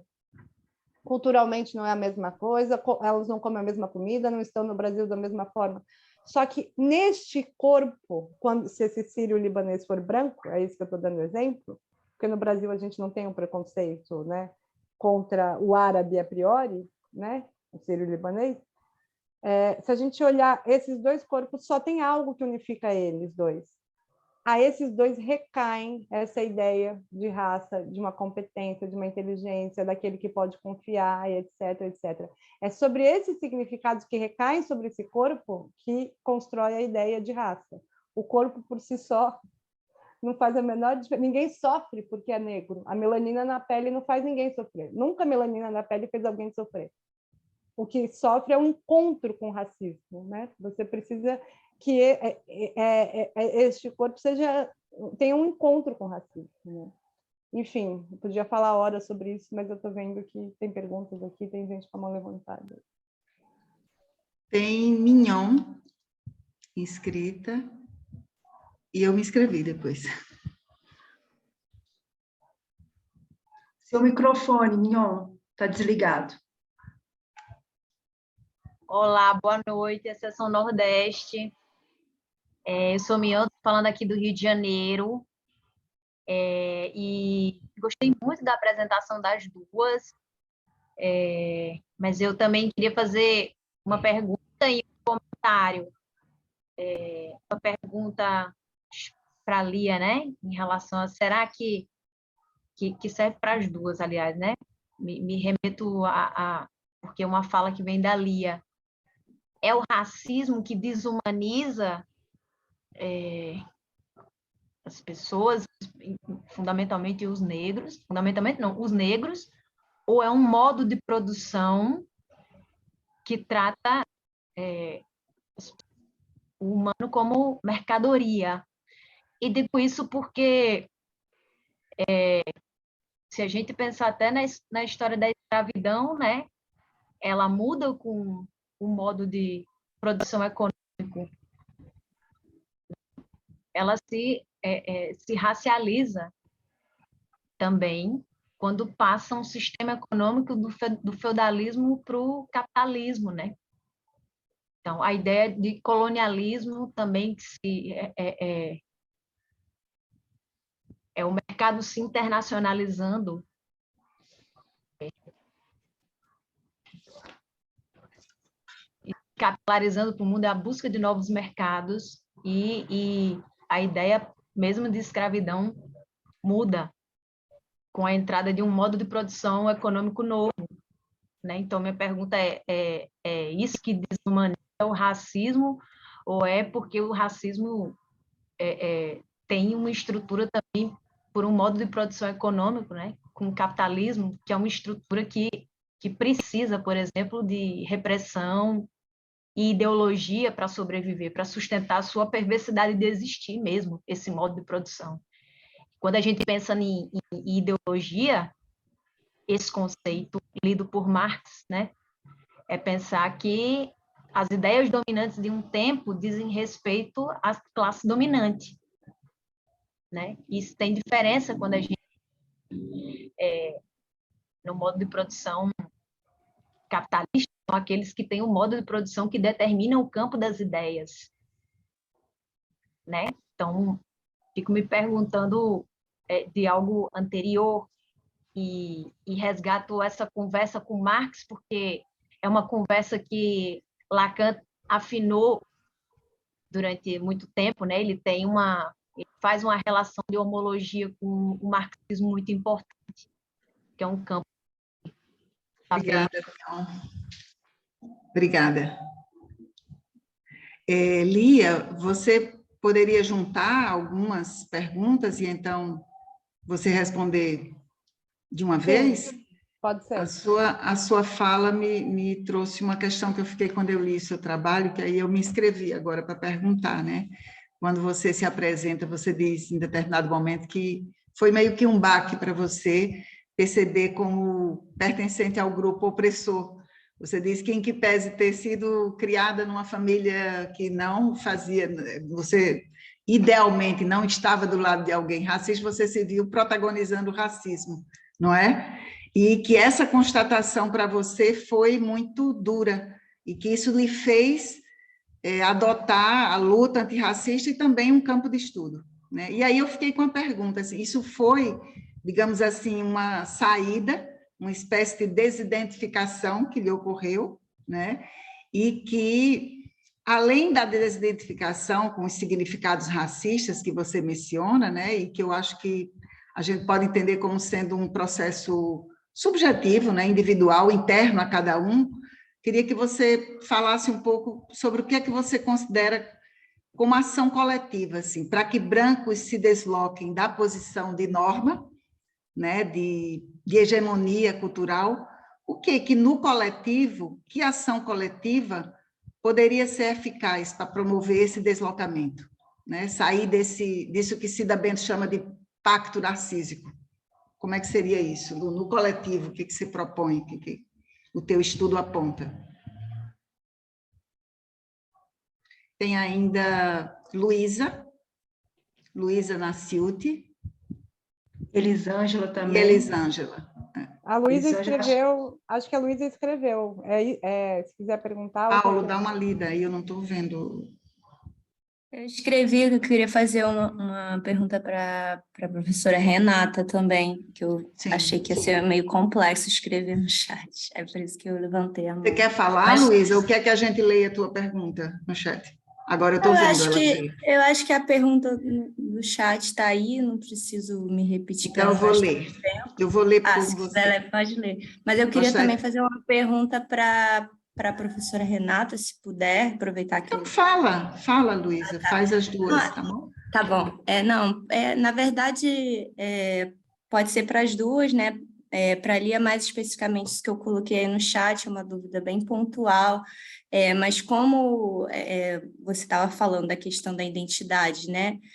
Do branco, como também um descolamento dessa percepção da autorracialização, como que nesse processo, né, você pode também pensar os próprios processos de subjetivação que já são dados socialmente e aqueles também que a gente pode se implicar, também atrelados a compromissos antirracistas, mas se você pode associar esse lugar, talvez, como eu já havia associado, né, essa ideia de tornar-se branco no sentido de se perceber nessa, não sei se branquitude poderia usar dessa forma.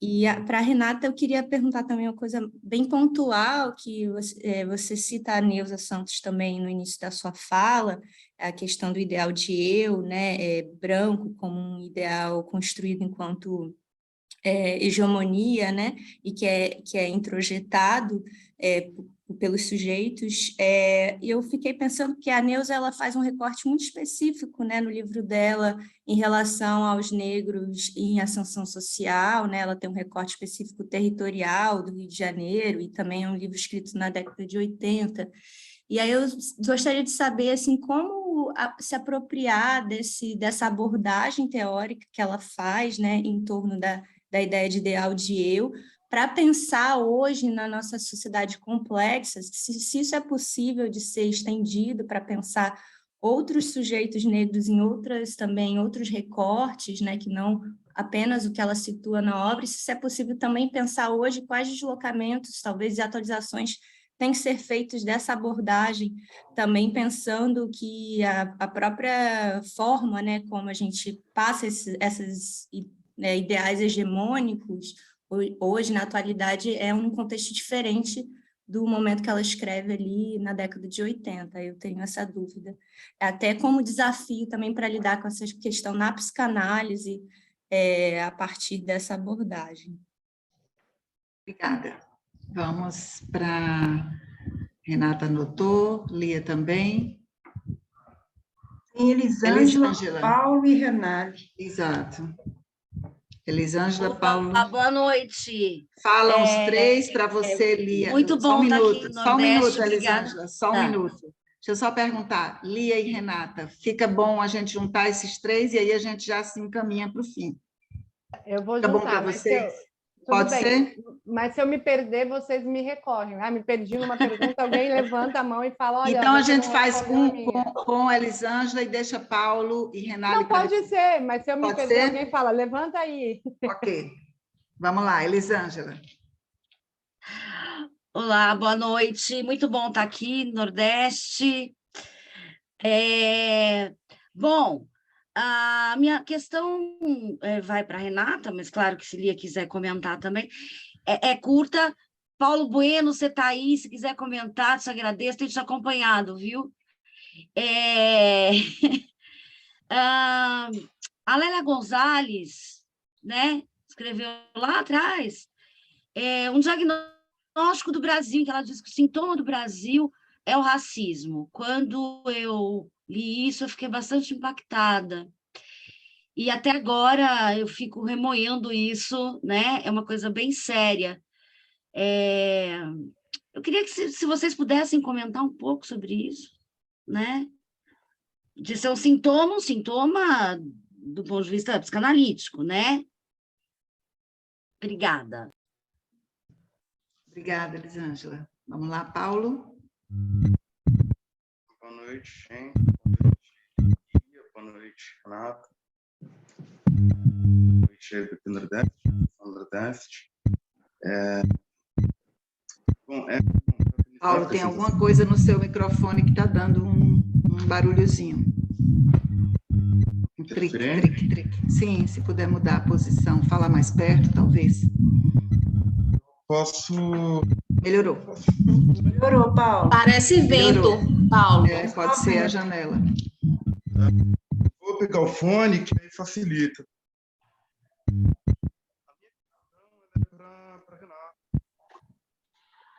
A Renata, ela trouxe dois textos importantíssimos, né, do Miller e do Lohan, e que, bom, na realidade eles trabalham a noção de racismo, né, a partir do Lacan. E a minha questão, provocação, acho que, enfim, para a gente pensar junto, nem sei se dá para ser respondido assim, é sobre a noção de racismo de discurso, que realmente é uma noção bastante importante. Acho que a maneira que o Miller e o Lohan trabalham também, a noção de racismo é fantástica. Eu acho que é uma operadora bastante importante no sentido da inclusão do conceito de gozo para a gente conseguir pensar essa dimensão do racismo, né? Mas o quanto certos usos da noção de racismo de discurso serve como uma armadura, pode servir como uma armadura para a gente não chegar a uma determinada profundidade desse debate. A armadura no sentido de um esvaziamento conceitual. Ele tem um formato que é importante, que acho que a gente não deve desprezar. Acho muito potente pensar o racismo como intolerância aos modos de gozo do outro, né? Nessa articulação que o Lohan e Miller fazem, um texto de televisão e o Ato Dito, mas o risco de uma despolitização e deshistorização desse debate. Porque acho que tudo que ali atrás... Bom, para a gente pegar o que ali atrás, em termos históricos, é quando ela vai trabalhar o racismo. O conceito de racismo de discurso, enquanto uma forma, ele não chega na história tal qual ali a apresenta. Estou falando que a gente não deve desprezar, mas o ponto pode servir de armadura. Ou então é tudo racismo de discurso. Entendo que não. O racismo ele também é histórico, o racismo ele também é político. E um outro ponto, essa generalização que também cabe no racismo enquanto um formato. Que aí, bom, a gente encontra psicanalistas que vão falar que há um racismo contra mulheres. Porque se você realmente pegar só essa forma, tudo cabe a partir do momento que eu falo sobre intolerância aos modos de gozo do outro. Mas isso aí acho que é um problema muito sério, essa generalização do racismo para outros campos, se a gente ficar só nessa questão da forma. Acho que a gente precisa tensionar essa cerquinha aí entre essa dimensão do gozo, que é trazida com o racismo de discurso, importantíssimo, e já tem Lacan, na realidade, quando ele fala sobre a transmissão de lugares simbólicos. Acho que não está fora do Lacan. A gente pensar essa questão histórica de transmissão, enfim. Então, bom, uma questão bem pequenininha para Renata. Obrigada, Paulo.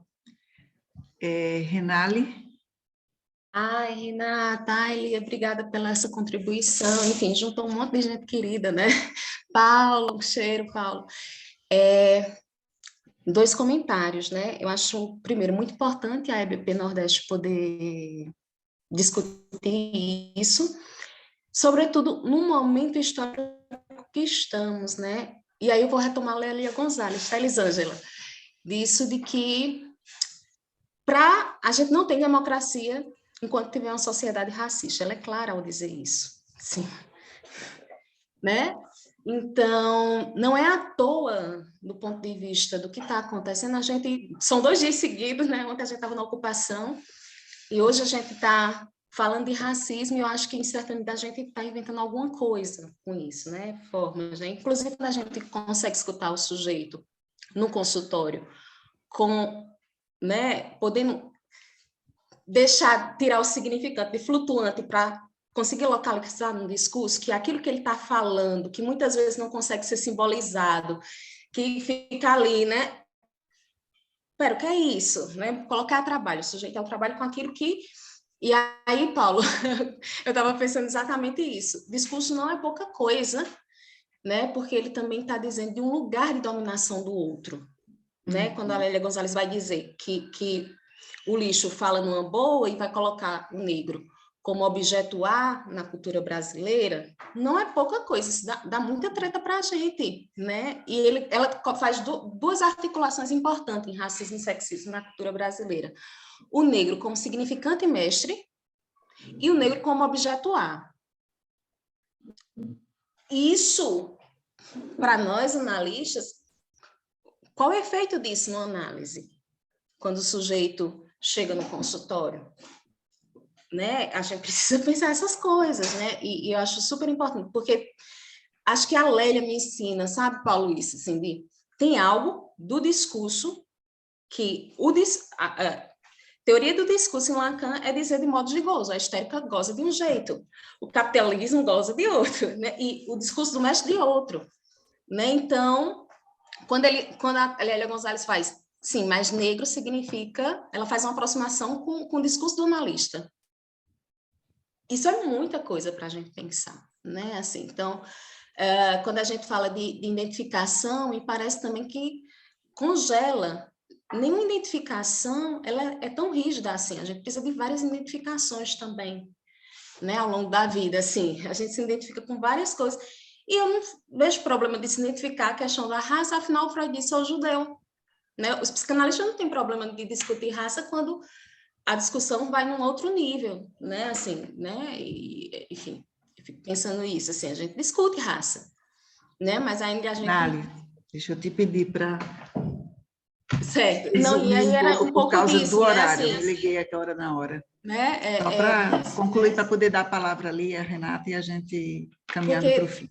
Esse processo, a gente não constrói a nossa imagem de corpo, né? O nosso corpo, sem identificação, né? E branco, negro, homem, mulher, está dentro de como a gente vai inscrever as diferenças. Só. Obrigada. Eu passo agora para a Lia, para a Renata, para que elas possam se colocar sobre essas questões que foram trazidas aí pelos colegas e a gente já ir se encaminhando para o fim.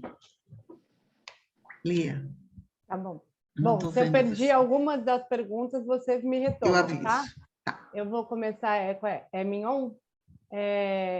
Bom, já inicio falando que tem um livro ótimo que fala sobre isso, que é um livro clássico do Brasil de relações raciais, chamado Desigualdades Raciais no Brasil, produzido pelo Carlos Rosenbaum, que inclusive era parceiro da Lélia Gonzalez, tem livros juntos, mas ele vai dizer que a teoria marxista não dá conta de explicar o racismo como um lugar que acontece como estratificação social para além da estratificação de classes. E espera aí que eu vou falar o que é isso. Os estudos, né, de relações raciais no Brasil vão passar por momentos. Tem um momento histórico que Florestan Fernandes, Fernando Henrique, todo o projeto Unesco vai falar o seguinte: o racismo que a gente encontra hoje é um legado da escravidão, do modo de produção da escravidão que passa para o modo capitalista e produz as classes sociais a partir dessa categoria que foi a escravidão.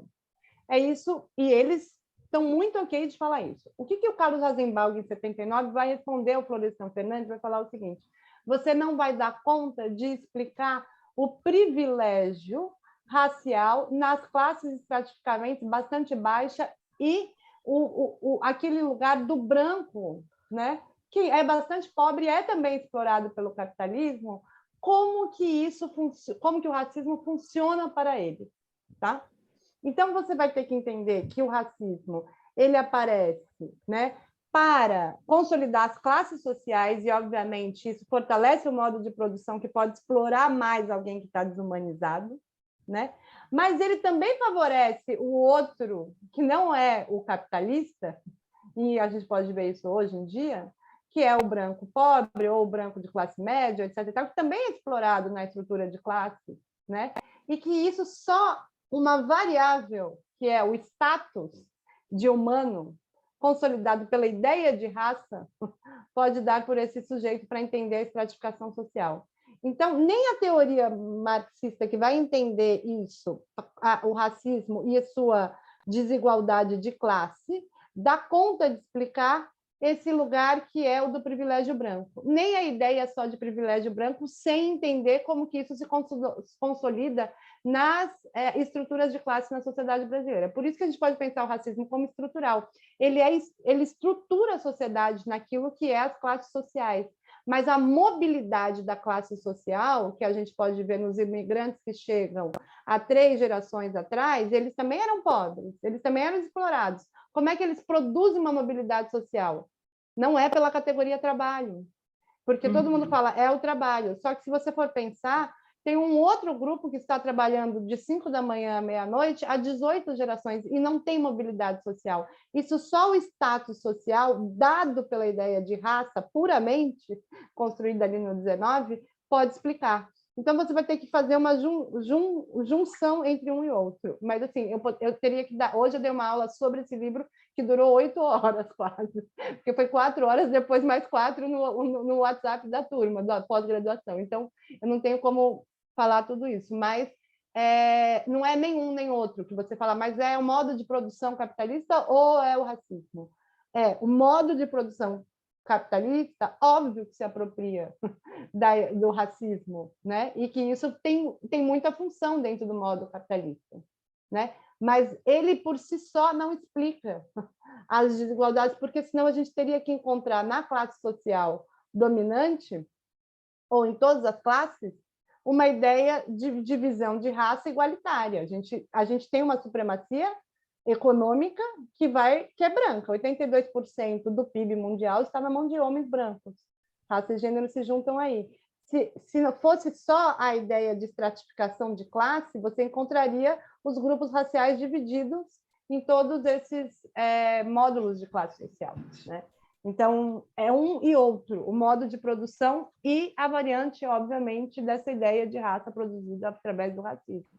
Agora, o racismo existe, né, como uma categoria que ela vai se fundando e ela se consolida no 19, mas ela está ali desde o momento em que há uma colonização e as pessoas encontram os indígenas e falam, são esses humanos como nós? Têm almas como nós? Por que viessem nus? Né? A ideia de superioridade está ali posta em outro modo de produção, que não é o mesmo do capitalismo, no próprio encontro colonial.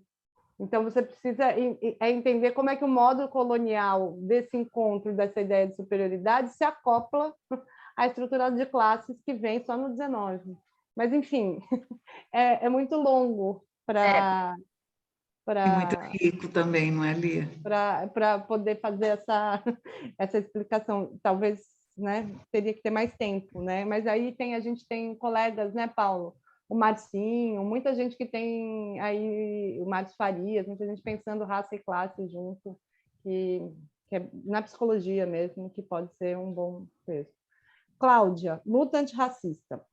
Eu gostei de uma coisa que você falou, porque assim, eu estava até desistindo de querer ser esse negócio de psicologia e relações raciais, porque eu falava assim, esse negócio de branco, ficar falando de subjetividade branco, não era o que eu queria fazer com esse livro aqui, entendeu? Só que toda vez que chega uma tese que a pessoa escreve sobre a minha vida de branco, eu falo, meu, vai para o divã, pelo amor de Deus, só não escreve uma tese sobre isso. A minha vida de branco, minha subjetividade branca já está na novela do Manuel Carlos, já está em todo que é lugar. Os estudos de branquitude não é para repor a subjetividade branca no centro, ela já é um manto que cobre toda a humanidade. Não é essa a intenção dos estudos críticos da branquitude. Os estudos críticos da branquitude é uma agenda que é posicionar-se no antirracismo, certo? Então, tá, essa desidentificação, processo, etc. e tal, a pessoa faz ali no divã, faz com ela, etc. e tal. A luta antirracista, ela precisa de uma organização institucional, que é o sujeito na instituição. O que eu estou querendo dizer com isso? Né? Se o racismo ele é estrutural, ele se organiza através de instituições. Escola, família, enfim, o que você pode chamar igreja, etc. e tal. Não existe, lembra o exemplo da escola que eu falei do meu filho? Se uma criança bate no meu filho porque ele é negro, eu falo para o Ariel o seguinte, Ariel vai lá e dá uma porrada nele, não brinca mais com essa criança, certo? Ok. Aí a gente está falando de relações interpessoais. Agora, se a escola dele só tem professor branco, se o currículo é branco, se a Grécia é o lugar da filosofia, Eu falo para ele, bate na escola? Funciona? Não, certo? Ou seja, o que seria um antirracismo organizado? Ela precisa que essa instituição garanta normas e regras e formas de combate ao racismo institucional, porque aquilo que é estrutural, ele só se organiza a partir de instituições. Então, o racismo e o combate ao racismo não é uma coisa de ficar se revendo, etc. e tal. É o sujeito dentro da instituição promovendo, obviamente, aquilo que a gente pode chamar de ações afirmativas diversas, né? Ou normas, regras, etc. e tal, que vai desde colocar a Lei 10.639 no caso da escola, ou imagine se todos os pais que estivessem aqui chegassem na escola do filho, de classe média, e falassem o seguinte: como é que vocês incorporam a Lei 10.639 e como é que vocês contratam professores negros e organizam a luta antirracista nessa escola? Todos. As escolas iam ser assim?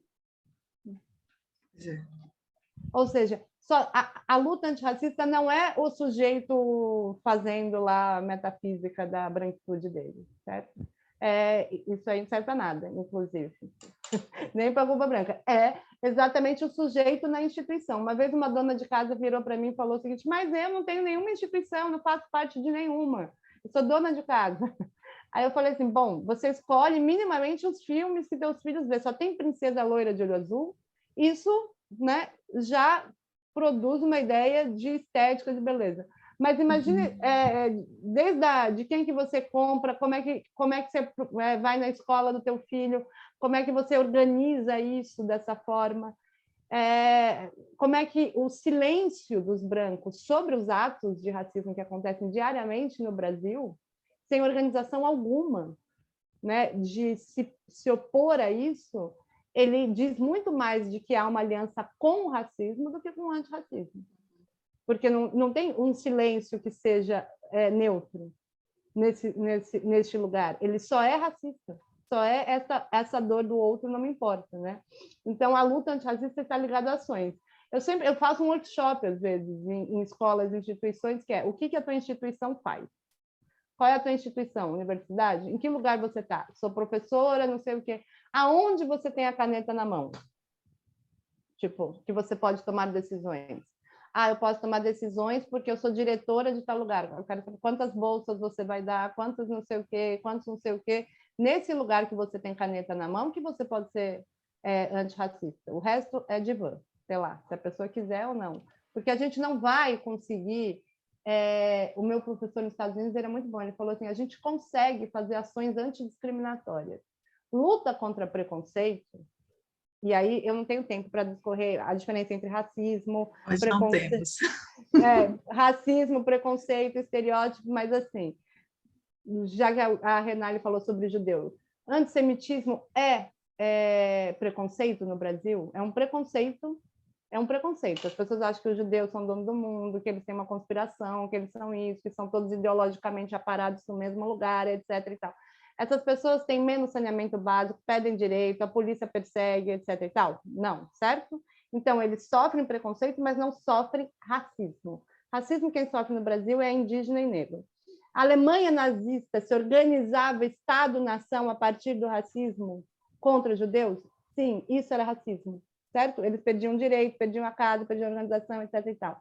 Então, o antissemitismo organizava o Estado-nação Alemanha nazista. O preconceito racial antinegro organiza a estrutura Estado-nação Brasil. Se você gritar negro ladrão na rua, tem uma polícia que aparece para prender esse cara. Se você gritar branquelo azedo, não acontece nada. Por isso que não tem racismo reverso, precisa ter a estrutura de poder, né? Então, há possibilidade de ter discriminação contra qualquer sujeito ou preconceito, mas racismo, como organização de poder econômico, político, jurídico, etc. e tal, acontece no Brasil antinegro e anti. Só que não há uma estrutura racista sem sujeitos racistas. E é aí que a gente está quando a gente pensa em psicanálise. Então, é o sujeito dentro das instituições com ações. Bora lá. Deixa eu ver se... Eu estou correndo aqui para responder um mundo de coisas. Enfim, eu não estou vendo Renata nos quadradinhos. Ela está aqui na minha frente, eu vejo ela do teu lado, aqui, né? Tá. E aí eu já respondi a pergunta da Luísa, né? que ela pergunta se um tornar-se branco faz sentido. Faz no divã, gente, só para isso, para a pessoa tomar ação. Mas, enfim, porque toda vez que branco se uniu junto por causa de branco, não teve nenhuma vez na história que não deu merda. Não teve nenhuma. Desde a Alemanha nazista, não sei o que, enfim. Então, assim, o tornar-se branco, pensando que a branquitude ela só pode produzir uma ideia de superioridade, né? É muito complexo pensar sobre isso, né? Então, porque a branquitude é racismo, não existe. Outro dia eu vi uma matéria, alguém escrevendo assim, branquitude antirracista. Eu falei, meu Deus do céu, cara, onde que foi parar os estudos críticos de branquitude? Porque só tem algo que produz a branquitude, que é o racismo. Sem o racismo, a branquitude não existe, nem o branco. Existe rosa, amarelo, verde, sei lá, pessoa bege, judeu, árabe, etc, etc. Como é que você junta tudo isso e coloca num globo e fala que é branco? A não ser com o racismo. Então, não tem branquitude antirracista. Por isso que o tornar-se negro tornar-se branco é uma coisa complexa, né? Que é diferente de ter noção e consciência daquilo que é o lugar do privilégio. Mas demoraria muito tempo para discorrer sobre o quanto eu já pensei sobre isso. E aí eu acho que eu deixo, né, a pergunta da Elisângela sobre sintoma, porque eu não sou psicanalista, apesar de conversar com a psicanálise às vezes. E a Renali também pergunta, né, para a Renata. E observo que o Paulo, acho que fez um comentário muito importante para a gente, porque se tudo é discurso também complexifica as estruturas de classe, né? Na qual se ancora um racismo numa materialidade bastante histórica. Né? Eu queria passar para Renata, se ela quiser falar alguma coisa, a título de considerações finais mesmo, viu, Renata? Porque a gente está bem estourada no horário. Estou assim, ó. Tipo... nós estamos assim, ó. Então, rapidinho. Fala lá. Queria falar um pouquinho só sobre a questão da Luísa, que a Lia respondeu. Eu também concordo, não tem tornar-se branco. Tem uma constatação da sua branquitude, dos seus privilégios, da sua posição no mundo. Tornar-se negro, sim, porque você tem um ideal do eu que é branco, então você tem que se constatar negro, aí você tem que se perguntar o que você vai fazer para você se tornar negro e saber o uso disso, né? Como que você vai lidar com isso? Isso aparece muito no divã, isso aparece muito no consultório, porque tem consequências graves do corpo negro, e a Neuza fala disso. Me parece que, por muito, ela fala dessa coisa do status, a questão do dinheiro ainda apaga a cor. E o negro a gente precisa ficar atento a isso, tanto negros, principalmente os negros, né? Porque o branco ele já vai saber que o outro não está valendo, mesmo ganhando aquele dinheiro, mesmo sendo médico, mesmo isso, mesmo aquilo. O importante não é muito o que a gente constrói, mas são estratégias racistas que vão mudando a cada vez para destruir o nosso corpo a cada vez. Tipo isso que a Lia colocou, né? Uma harmonização facial onde a palavra negróide é usada. Então, a gente tem que tomar muito cuidado com isso, assim, por onde que passa a questão. Achei que a Renali respondeu a Elisângela de um jeito maravilhoso, com Lélia Gonzalez, explicando, né, toda a questão do sintoma, apesar de a gente trabalhar a questão do sintoma no 1 a 1, né? O Miller fala, a gente tem que separar o que é gozo de 1 a 1 e gozo do grupo. Que aí a gente pensa aí, né, tanto na Lia quanto na Cida, dizendo de uma certa um pacto narcísico, né, da branquitude, né, que aí sem perceber vai fazendo link. O branco está num restaurante, uma mesa cheia de brancos, ele não se pergunta por que só tem branco naquela mesa. Não se pergunta. Não se pergunta por que ele está numa área de poder e só tem branco. Então, um pacto narcísico. Paulo, suas considerações são importantíssimas. Na realidade, minha função aqui, a gente tem, inclusive, falar que a Seção Nordeste tem que, né, uma coisa muito bacana isso que a Seção Nordeste fez hoje, é chamar um outro saber, né, um outro modo de ler isso, para nós psicanalistas também aprendermos com isso, né, porque o que a psicanálise consegue dizer, né, ela consegue dizer do discurso, ela consegue dizer do 1 a 1, e a Renali diz muito bem, isso não é pouco para a gente, é uma trabalheira do arco da agulha. né? É osso. Mas que a gente falar disso não é que a gente não esteja considerando, por exemplo, a história, a questão civilizatória, né? Por onde que aquele sujeito nasceu, a questão da história vivida, a marca dessa história. Na realidade, a gente está às voltas com isso, né? A ancestralidade, com tudo que se construiu até agora. Então, não é desfazendo isso, a gente não está destituindo isso. Eu acho que a gente está tentando se apropriar sem podendo colocar a lógica da psicanálise, aquilo que a gente dá conta de fazer, essa nossa orientação, num lugar possível, né? E por isso que a conversa com outros saberes é tão importante. Bem, eu já estou... Eu queria agradecer muitíssimo o convite, as perguntas, e estar aqui com vocês, e com a Lia, e com o Paulo, com o Renato, com todos aqui, é uma alegria imensa. Mesmo quem não entrou, a gente conversar com eles. Para nós também, é claro que vão ficar aí perguntas, é bom que fiquem, né? É bom que a gente possa relançar essas questões. Eu quero agradecer muito a você, Renata, a você, Lia. Lia, você ficou acordada até essa hora, tá vendo? Você agora já estou super acordada. Agora está acordada. Eu quero agradecer muito a vocês duas, a todos que estão aqui até essa hora com a gente, e até a próxima. Podemos ter outros momentos como esse, de tanta riqueza. Muito obrigada a todos. Boa noite. Obrigada, gente. Parabéns. Muito bom. Muito bom. Obrigada, gente. Tchau. Obrigada a todos. Boa noite, gente. Obrigada. Boa noite. Muito bom, obrigada. Muito bom, Cláudia. Parabéns. Muito bom. Também gostei muito. É ótimo. Aprendi foi muito hoje. Renata, Lia, especial. Maravilha, muito bom. Muito queridas. Foi uma ótima parceria, hein, Renata? Oi. Eu no bom, final estava tipo corrida. Eu falei, gente, eu não vou conseguir explicar, porque assim, são muitos anos pensando, eu preciso simplificar isso aqui para responder. A gente colocou aqui no chat um link de acesso ao teu texto. Eu vi que alguém colocou, alguém pediu e alguém colocou. Acho que foi a própria Lia. Então, eu botei um texto quando falou sobre raça como discurso, que é do Stuart Hall, que é muito bom, que chama Raça um Significante Flutuante, que eu acho que e uma outra pergunta também que surgiu é sobre esse texto, esse Desigualdades Raciais no Brasil. Alguém perguntou o nome do livro, eu anotei Desigualdades Raciais no Brasil, alguém falou desigualdade social, aí eu fiquei na dúvida.